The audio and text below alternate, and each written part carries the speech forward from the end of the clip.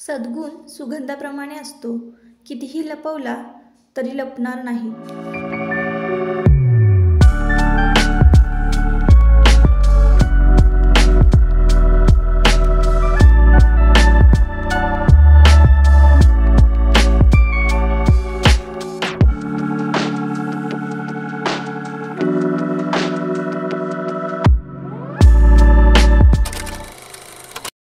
Hello, नमस्कार. मी सुप्रिया आणखी एका नवीन ब्लॉगमध्ये आपलं मनापासून स्वागत करते.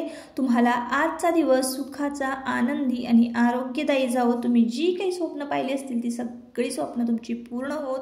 त्याचबरोबर शुभ सकाळ सर्वांना. सकाळचं वातावरण आहे आणि सकाळची वेळ आहे, तर सकाळचं हे वातावरण तुमच्याबरोबर शेअर करायला मला खूप आवडतं, कारण खूपच छान असतं आमच्याकडचं वातावरण. सकाळची थंडगार वारं आणि पक्ष्यांचे छान आवाज येत असतात, म्हणजे कसलेही गाडीचे आवाज नाही, प्रदूषण नाही कुठलंही.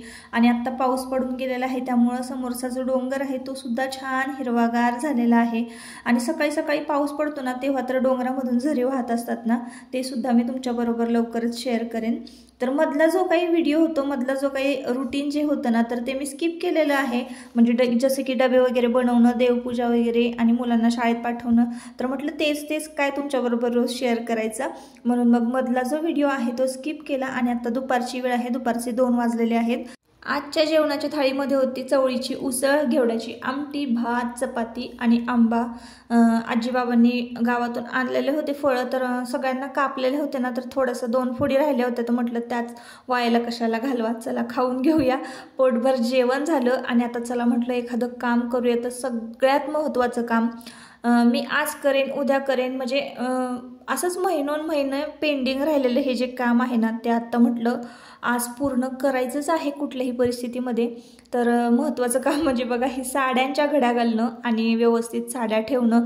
तर साड्या ना कोंबून इतक्या म्हणजे पसारा झालेला होता ना कपाटामध्ये, तर तोच मला आजच्या दिवसामध्ये सगळा आवरून घ्यायचा होता. आणि छोट्या ज्या बॅग आहेत, आपण बॅगचं कलेक्शन करतो बघा, छोट्या वेगवेगळ्या कलरचं, तर ते पण भरपूर म्हणजे इकडं तिकडं माझ्या ज्या पर्स आहेत छोट्या इकडं तिकडं पसरलेल्या पडलेल्या होत्या, तर म्हटलं चला त्यासुद्धा व्यवस्थित ठेवूया. आणि वेगवेगळ्या मटेरियलमध्ये बघा साड्या आहेत, तर कॉटन, जॉर्जेट, पॉलिस्टर, वेगवेगळ्या ज्या मटेरियलच्या साड्या आहेत त्यासुद्धा मला वेगवेगळ्या म्हणजे पार्टमध्ये डिवाईड करायच्या होत्या आणि व्यवस्थित सगळ्या ज्या आहेत डिवाईड करून ठेवायच्या होत्या. तर बघा इकडे ना प्रिंटेड ज्या साड्या आहेत, म्हणजे ज्या सिल्कमध्ये आहेत, जॉर्जेटमध्ये आहेत, ज्या आपण डेली यूज करतो त्या वेगळ्या काढायच्या होत्या. कॉटनच्या ज्या साड्या मी डेली यूज करते त्या मला वेगळ्या काढायच्या होत्या. आणि काटापदराच्या ज्या साड्या आहेत सणावाराला मी घालते त्या पण मला वेगळ्या काढायच्या होत्या. आणि कुठली साडी म्हणजे न धुता एखादी कपाटामध्ये ठेवल्या गेली आहे का, नाही का, आपण 2 तासासाठी नेसतो आणि ठेवून देतो, तर तसं काही झालेलं आहे का, तशा काही साड्या आहेत का, हे सुद्धा मला कपाटामध्ये चेक करायचं होतं. आणि अगदी सगळ्या व्यवस्थित घड्या घालून झालेल्या आहे. हे काम काढलं ना, तर ह्या कामामध्ये ना 2 ते 3 तास कसे निघून जातात ते कळत नाही ताईंनो. आणि आता सणवार सुद्धा चालू होणार आहेत, तर ज्या साड्या बरेच वर्ष म्हणजे नेसलेल्या नाही आहेत, तर त्या पण वर काढायच्या, कशा ना कशाच्या निमित्तानं त्या नेसणं होणार आहे आणि नेसायच्या असं ठरवलेलं आहे. ह्या डेली वेअरच्या ज्या साड्या आहेत, सिल्क, जॉर्जेट वगैरे पॉलिस्टरमध्ये ज्या आहेत, थोड्याफार वर्कच्या ज्या आहेत, एकदम लाईट वेट ज्या आहेत, तर त्या वेगळ्या काढलेल्या आहेत वापरण्यासाठी. आणि काठपदराच्या ज्या की वापरायला पाहिजे, नवीन घेतलेल्या आहेत आणि त्या एकदाही घातलेल्या नाही, अशा पण साड्या ज्या आहेत ना त्यासुद्धा मी वर काढून ठेवलेल्या आहेत. आणि ज्या जुन्या साड्या आहेत ना त्या खालच्या बाजूला घालून ठेवलेल्या आहेत, म्हणजे पटकन वरच्या वर आहे ना एखादी साडी हाताला लागली की तीच नेसता येते. नाही तर मग एखादी परत नेसलेली साडी आहे ना, तीच कधी हाताला लागते आणि तीच कधी तरी आपल्याला आवडायला लागते, तर आपण त्याच नेसत जातो. म्हणूनच आज कपाटाची आवर करून कपाटात ज्या काही साड्या आहेत त्या अगदी व्यवस्थित घडी घालून ठेवायचं आज मी ठरवलेलं होतं. तर ह्या पांढऱ्या साड्या बघा आहेत. आता साड्यांचं सुद्धा मी कलेक्शन तुमच्याबरोबर मागच्या खूप म्हणजे वर्ष झाली त्याला शेअर केलेलं आहे, 2 वर्ष पाठीमागे. आत्ता शेअर करू का, मला नक्की कमेंट करून सांगा. तर कारण व्हाईटच्या साड्या आहेत त्या मी सेलमध्ये घेतलेल्या आहेत, 700, 750, 800च्या रेंजमध्ये आहेत. साडी कशी निवडावी हे मी मागच्या व्हिडिओमध्ये सुद्धा सांगितलं होतं आणि आत्ता थोडक्यात सांगते मी. तुम्हाला जर एखादी साडी खरेदी करायची असेल तर आपल्या आपल्याकडे कलेक्शनमध्ये कुठला कलर नाही आहे, कुठली डिझाईन नाही आहे, कुठले पॅटर्न नाही तर काय होतं ना ताईंनो, जुने जे पॅटर्न आहेत, जुन्या ज्या पद्धती आहेत त्याच रिटर्न येतात. जसं की खणाचं तुम्ही घ्यायला गेलात किंवा नारायणपेठ, ह्या ज्या जुन्या साड्या आहेत, जुनी पद्धत आहे तीच आपल्याकडे रिटर्न परत येते. पण त्याचा एक जरी पॅटर्न आपल्याकडे असला ना तर परत त्याच साड्या कधीही घ्यायच्या नाही. तुम्ही साडी कुठलीही घ्या, कुठल्याही पद्धतीची घ्या, कुठल्याही कितीही ट्रेंडिंग असू द्या, तक्षशिला असू द्या, नारायणपेठ असू द्या, परत आत्ता हल्ली छोट्याशा बॉर्डरच्या निघालेल्या आहेत पूर्ण प्लेन सिल्कच्या डिझायनर, तशा घ्या. पण घेताना तुम्ही फक्त ऑल ओव्हर साडीचा पदर आणि साडीची काठ आणि ब्लाऊज पीस हे बघून घ्या. हे बघून जर तुम्ही साडी खरेदी केलीत ना आणि तुम्हाला तुमच्या स्किन टोनला सूट होणारे कलर हे जर तुम्ही बघून घेतलं किंवा ह्याचं जर गणित तुमचं जुळलं तर तुम्हाला कुठलीही साडी अगदी सुंदर दिसणार आहे. साडी घेताना फक्त याचाच विचार करायचा, साडीचे काठ कसे आहेत, साडीचा ब्लाऊज कसा आहे आणि साडीचा पदर कसा आहे, साडीचा कलर आपल्या स्किन टोनला कॉम्प्लिमेंट करणारा असावा. तर असं एवढं सगळं फक्त ह्या छोट्या गोष्टी जर बघून तुम्ही साडी घेतलीत ना, तुम्हाला कुठलीही साडी अगदी छान दिसणार आहे. तर परत तेच कलर नाही घ्यायचे. मस्तपैकी छान कलर वेगवेगळे असतात, बरेचसे इंग्लिश कलर पण आहेत, तर ते पण घ्यायचे. तर असं काही कलेक्शन जे आहे माझं साड्यांचं ते मी बनवलेलं आहे. आता परत मी बघा ज्या वेळेला खरेदीला जाते ना त्यावेळी माझ्या लक्षात आलेले जे वर्ड्स आहे, जे वाक्य आहेत की परत ज्या लेडीज आहेत ना तेच बोलत असतात दुकानदाराला, तर ते मी तुमच्याबरोबर आजच्या व्हिडिओमध्ये शेअर करते. तर बघा आपण खरेदीला गेलो ना की साड्यांची तुम्हाला एक छोटीशी गंमत सांगते. साड्या खरेदी करायला गेलो की एखादी साडी आपल्याला आवडली तर त्याची डिझाईन आवडते, कलर आवडत नाही. मग आपण दुकानदाराला म्हणतो की ह्या कलरमध्ये ती डिझाईन दाखवा. मग ते नाही आवडलं की म्हणतो त्या कलरमध्ये ही डिझाईन दाखवा. तर असंच आपण फिरवत असतो दुकानदाराला. तुमच्या कधी लक्षात येतं का? माझ्या लगेच लक्षात येतं आणि आलेलंच आहे की बऱ्याचशा ज्या लेडीज आहेत ना ते याच वाक्यामध्ये कन्फ्यूज आहेत. तुम्हाला त्यांना एखादी साडी दाखवली की ते म्हणतात नाही ह्या कलरमध्ये ना मला ती डिझाईन पाहिजे, आणि तशी दाखवली की ते म्हणतात त्या डिझाईनमध्ये मला हा कलर पाहिजे. तर असं होतं कधी असो. आणि मग साडी घेताना आपले नेहमीचे ठरलेले वाक्य आहेत की आपण जेव्हा कपाट व्यवस्थित आवरायला काढतो तेव्हा, आता माझ्याकडे इतक्या साड्या आहेत, मी एकही साडी घेणार नाही. मार्केटमध्ये गेलो, एखादी साडी दिसली की आपण लगेचच ती साडी उचलून आणत असतो, विचारही करत नाही की आपल्याकडे एवढ्या साड्या आहेत आणि इन्व्हेस्टमेंट करायला नको. मला हे कपाट आवरताना अगदी तसंच वाटलं होतं की बापरे एवढ्या साड्या आहेत, अजिबात मी साड्यांमध्ये इन्व्हेस्टमेंट नाही करणार आणि आता काहीतरी असं करणार आहे की 4 पैसे जे आहेत ते बाजूला काढणार आणि साठवून ठेवणार आहे, असं ठरवलं होतं. तर असो, हे सगळ्या गमतीचा भाग झाला हा. तर साडी खरेदी करणं हा प्रत्येक स्त्रीचा आवडीचा विषय आहे, अगदी जिव्हाळ्याचा विषय आहे असं म्हणाल तरी चालेल. साडी खरेदी करायची म्हटलं की 1 सेकंदात मूड फ्रेश होतो. मग तुम्ही कुठेही असा, कितीही काम असू द्या, कुठल्याही अडचणीत असू द्या, कुठल्याही टेन्शनमध्ये प्रॉब्लेममध्ये जर तुम्ही असाल तरी फक्त एवढं जरी कानावर पडले ना शब्द की साडी खरेदी करायची आहे किंवा शॉपिंगला जायचं आहे, अगदी मूड फ्रेश होतो. तुम्ही नक्की कमेंटमध्ये सांगा खरं आहे की खोटं आहे असं ताईंनो. तर आता इकडे बघा उद्या आहे अमावस्या आणि आज मी फायनली बघा आखाड तळायला घेतलेला आहे. म्हणजे म्हणतात ना हत्ती गेला आणि शेपूट राहिलं, तसा प्रकार झालेला आहे माझा. लवकरच मी आखाड खरं तर तळायला घ्यायचा होता लगेचच, म्हणजे एकादश झाल्यानंतर. पण जो काही नॉनव्हेजचा चटका लागलेला होता ना की नॉनव्हेजच्याच रेसिपीज चालू होत्या एकसारख्या, तर मी तुमच्याबरोबर नॉनव्हेजची रेसिपी शेअर केली की नाही असं मला काही आठवत नाही. पण एकसारखं नॉनव्हेजच आमच्याकडे होतं सतत लागोपाठ. त्यामुळं ना मग मला हे करता आलं नाही, आखाड तळता आला नाही. तर 21 तारखेपासून आम्ही नॉनव्हेज जे आहे पूर्णपणे बंद करून टाकलेलं आहे, कारण 21 तारखेला होती एकादश. तर त्यामुळं म्हटलं आता मी इथून पुढे आता काही नॉनव्हेज नाही करणार. त्यामुळं किचन वगैरे सगळं स्वच्छ करून घेतलं होतं. तर चला म्हटलं आता आखाड तळूयात. आता आखाड तळणार तरी काय, तर नेहमीचाच आपला पारंपरिक पदार्थ. तर मी करणार आहे कापण्या. तर गव्हाचं पीठ घेतलं होतं 1.5 चमचा, गूळ घेतलेला होता पेलाभर चेचून घेतलेला होता आणि 2 पेले पाण्यामध्ये मी तो गूळ वितळवून घेतलेला आहे.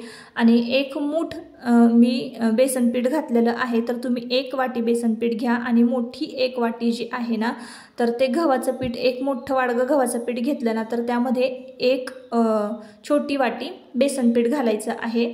अशा पद्धतीने मी तुम्हाला प्रमाण सांगते। आणि 1 म्हणजे चवीपुरता मीठ घाला आणि चमचाभर तुम्ही म्हणजे छोटा चमचा हा बडीशेपची पूड आणि सुंठ, वेलची हे सगळं घालायचं आहे। तर बडीशेपची पूड आणि सुंठ मी स्किप केलेलं आहे, वेलची मी घातलेली होती कारण घरातल्यांना नाही आवडत फ्लेवर सुंठ आणि बडीशेपचा।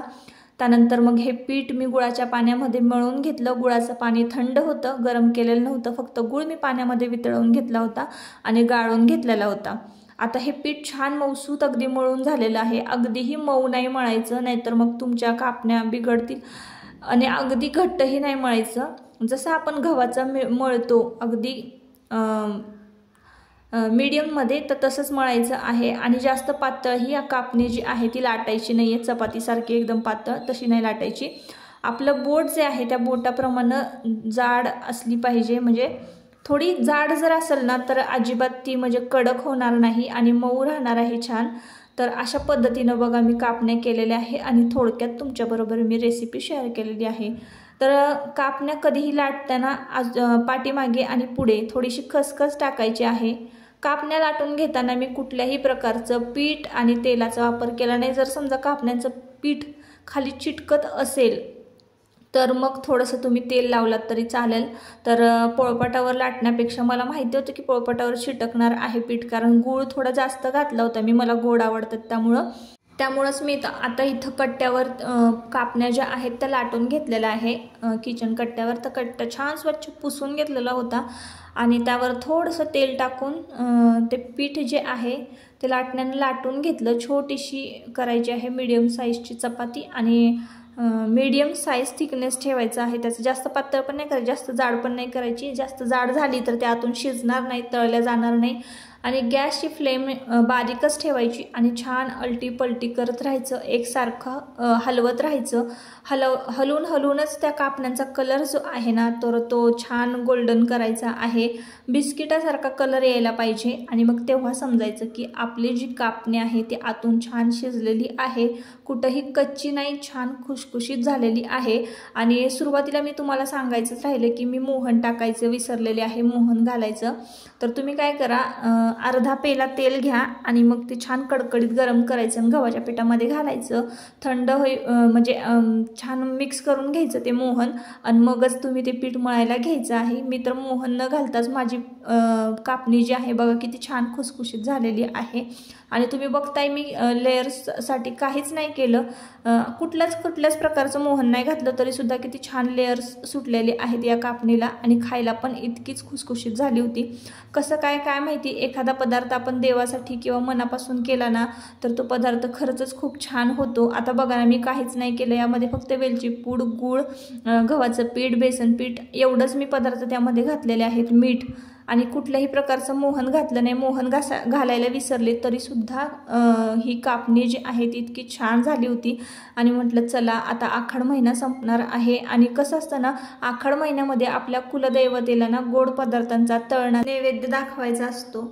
तर उशिरा का असेना नैवेद्य दाखवून झालेला आहे आणि फायनली आखाड तळून झालेला आहे। तर गॅसबद्दल मला बरेच प्रश्न विचारण्यात आले होते की ताई गॅस कितीला घेतला, कसा घेतला। म्हटलं चला फायनली ना या व्हिडिओमध्ये तुमच्याबरोबर गॅसचा रिव्ह्यू शेअर करूया। 4 बर्नरचा गॅस शेगडी जर तुम्हाला घ्यायची असेल तर कुठल्या म्हणजे काय बघायचं आहे शेगडी घेताना, कुठल्या गोष्टी लक्षात घ्यायच्या आहेत। तर म्हटलं चला तुम्हाला मी करूनच दाखवते। तर बघा इथं काय होतंय, माझे बघा आता आमची 6 जणांची फॅमिली आहे, तर 6 जणांमध्ये ना काय होतंय बघा, एवढं मिनिमम मला पातेलं ना स्वयंपाकासाठी ठेवावंच लागतं। तर गॅसमध्ये ना अंतर नसल्यामुळे ना बघा भांडी एकमेकाला थडकतायत, तुम्ही बघत असाल।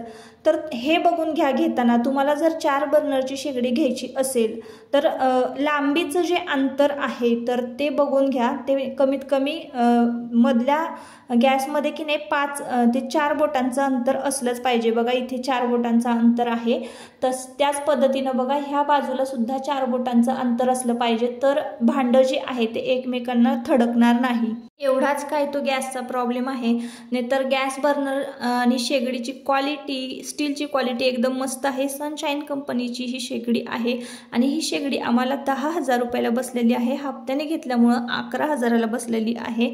तर इकडे बघा, आता आपल्या कापण्या एकदम खुसखुशीत झालेल्या आहेत. तर रेसिपी तुमच्याबरोबर शेअर केलेली आहे, नक्की एकदा करून बघा. असा आहे शेगडीचा सगळा प्रॉब्लेम. शेगडीचा जे काही प्रॉब्लेम जो होता तो मी तुम्हाला सांगितला, तेवढा फक्त लक्षात घ्या. छोटे छोटे भांडे ठेवले ना शेगडीवर तर काहीच प्रॉब्लेम होत नाही. फक्त मोठे पातेले जर ठेवले किंवा कढई ठेवली तर ती एकमेकांना थडकते, एवढाच प्रॉब्लेम आहे. आणि माझा किचन कट्टा जो आहे छोटासा आहे, रुंदीला आणि लांबीला, आणि जागा पण नाही किचन कट्ट्यावर. त्या हिशोबाने मी ही शेगडी चॉईस केलेली आहे, घेतलेली आहे. मी तर नाही बघितली, ती तुमच्या दादांनीच बघितलेली आहे आणि त्यांनीच सिलेक्ट करून घेतली. तर तेवढा फक्त प्रॉब्लेम आहे. घेताना फक्त मी कसं सावध केलं की मला असा प्रॉब्लेम होत आहे. तुम्हाला जर घ्यायची असेल तर तुम्ही हे असं बघून घ्या की 4 बोटांचं अंतर असलं पाहिजे, लांबीला सुद्धा आणि रुंदीला सुद्धा. तर असो, आता आजच्या ब्लॉगचा शेवट मी इथंच करते. परत आपण पुन्हा भेटूया नवीन एका ब्लॉगमध्ये. तोपर्यंत स्वतःची काळजी घ्या, मजेत राहा. आजचा व्हिडिओ जर तुम्हाला आवडला असेल तर नक्की आपल्या चॅनलला सबस्क्राईब करा आणि व्हिडिओला एक लाईक करा. तर काकूंचं घर तुम्हाला बघायचं आहे. आल्या कमेंट्स आणि तुमच्या कमेंट्स माझ्यापर्यंत म्हणजे पोहोचल्या की तुम्हाला काकूंचं घर बघायचं आहे. पण आता काकूंची परमिशन काढली पाहिजे आणि एक दिवस मी नक्कीच त्यांच्या घराचा व्हिडिओ शूट करेन आणि मग तुमच्याबरोबर शेअर करेन. चला तर मग बाय.